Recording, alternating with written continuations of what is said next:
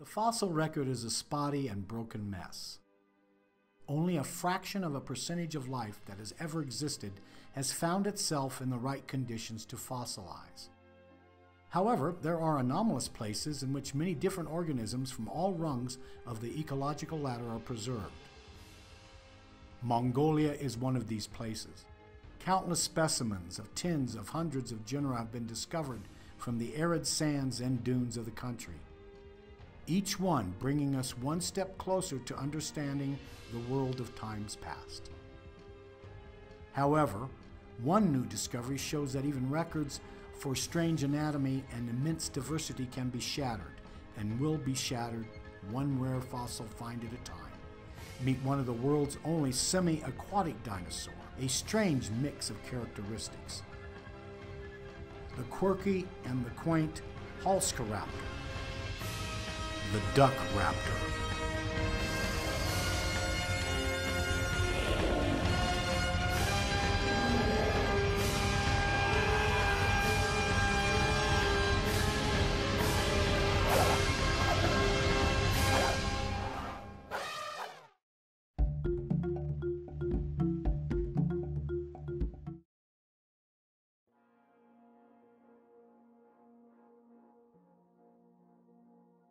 Mongolia is a treasure trove of paleontological significance. There's no other way to say it.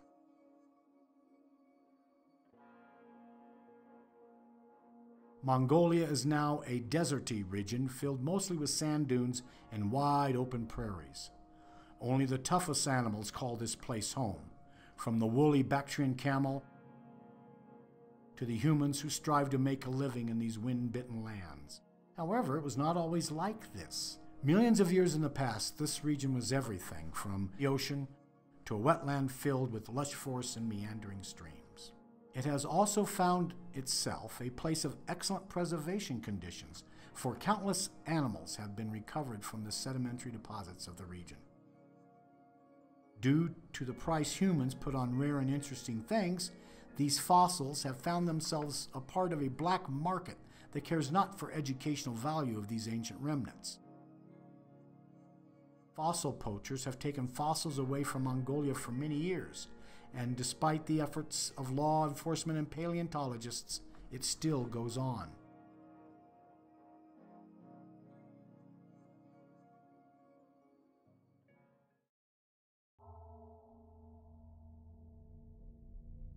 Sometime in the recent past, fossil remains were illegally chipped out of the Judoka Formation of southern Mongolia and circulated through the Asian fossil market, making its way to Europe.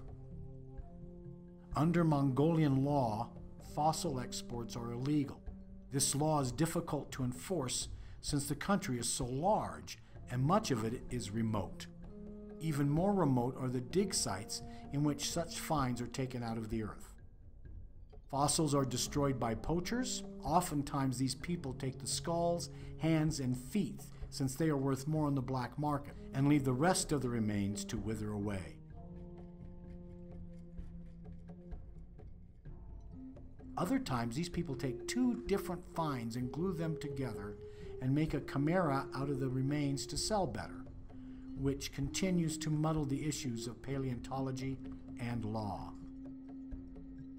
Halszkaraptor was just such a find. Although many fossil dealers are without ethics and sell anything to anyone, there are many scrupulous fossil dealers that go to great lengths to keep the scientific importance of a find intact, and to sell them only to institutions to be studied in the appropriate conditions. One such dealer is Francois Escalier. Months after returning poached fossils back to Mongolia, he was hearing rumors of remains of a Mongolian theropod dinosaur with a long neck and a duck-like skull. The remains had found themselves in the private collections of several collectors until Francois Escalier was able to acquire it. Seeing as it was a new species, he contacted the Royal Belgian Institute of Natural Sciences in Brussels. This caught the attention of paleontologists Pascal Godefroy and André Cow, who have studied the specimen with the aid of synchrotron radiation at the European Synchrotron Radiation Facility. As per the law of the land, These remains will be taken back to Mongolia, where they belong. Now, regardless of how we came to know about this find, it is truly an amazing thing. Named after famed paleontologist Halszkaraptor and the fossil dealer who brought the specimen to science, Francois Esculier, the remains came from the orange sandstone of the Bain de Zac member of the Chodokha Formation. The fossil consists of a nearly complete skeleton with much of the spine, skull, arms, and legs, missing only parts and pieces. It has been dated to 75 million years in age, making it contemporary with the likes of the Cetipati, Velociraptor, the Shuuvia, the Panacosaurus, and the Protoceratops. Let's take a look at the fossil and determine what its anatomy was like, shall we? Here we have the fossil. Because the fossils have not been fully prepared, we would normally not know everything about the animal, since we wouldn't have a look at all the bones. But thanks to the synchrotron radiation imaging, we can take a look inside the rock matrix to see all the remains in 3D. Measuring 45 centimeters in length, this animal has a strange menagerie of features that distinguish it from the other animals it lived with. And that proved it was closely related to two other Maniraptorans in a new group named after this animal, Halszkaraptorinae. The animal had an elongated snout and spoon-shaped, which was considered transversely expanded. The head is shaped like a modern duck, with it being short, but low and long with the spoon-shaped bill. However, the skull doesn't end there in weirdness.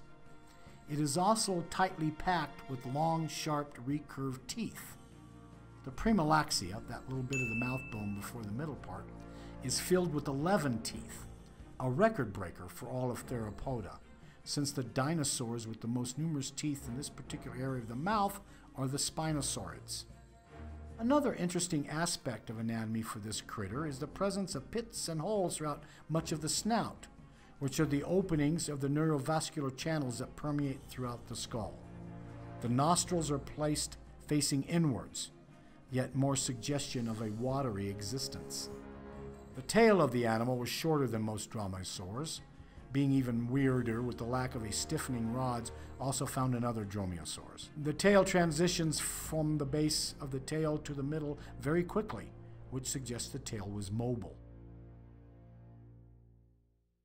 And here we come to compiling everything we know about the animal and its anatomy into how it lived. The animal had very long legs, useful for trudging through the shallows, a long sinewy neck, useful for strike through the water for unsuspecting fish, a short tail, and small stubby wings that held an extra long third finger. This means its wings were likely used as flippers while in the water, something it would frequently do to the neurovascular network etched into its skull. Crocodiles and many waterfowl of today exhibit these holes, which are used to detect the movements of things in the water when vision cannot be used. Since Halszkaraptor's tail was short, this would have brought the center of gravity to the front of the animal, which aids animals in swimming, not walking. It is liable to make an animal faceplant while on land. This is why the animal seemed to have a more vertically oriented body than other dinosaurs, much like a penguin. This makes this dinosaur one of the first solid examples of semi-aquatic lifestyles outside of the family of the dinosaurs that specifically adapted to this lifestyle, helping to open our understanding of dinosaurian diversity. We've talked about how difficult it is to find an animal able to be fossilized. And that means we never get the full picture of just how diverse any one prehistoric ecosystem is. Therefore, there was undoubtedly a species of dinosaur to take over every niche imaginable and to adapt to any circumstance of survival. We just haven't found them all yet. If we look back to the 1970s, we'll see that this new find is not the first time something with these adaptations has been suggested, or in the case found. Back in the 1970s, a second specimen of Compsognathus has been recovered and assigned to a new species. It was suggested that the animal's forelimbs were encased in a flipper that it used to swim with, much like modern penguins or cormorants. The case further exacerbated by the location of the specimen within a tropical lagoon paleo environment. It was later found that the original hypothesis of semi-aquatic Compsognathus made by Alain Bedard was unfounded and unlikely, and thus the idea faded into obscurity. A paleo fail, to be sure. The ecosystem Halszkaraptor came from held huge biodiversity, with crocodiles, lizards, mammals, as well as ankylosaurs like Pinacosaurus, Hadrosaurid, the Plesiohadros, the basal ceratopsians Protoceratops, and Eudanoceratops, ornithomimids, Troodontids, and other dromaeosaurs like Velociraptor, Mahakala, and Sagan, as well as many different types of Oviraptorosaurs and Tyrannosaurid, making it much the same as other ecosystems of Asia and North America at the time, having similar types of animals. As much as we know about this new find, more information continues to help our understanding of it and where it places ecologically.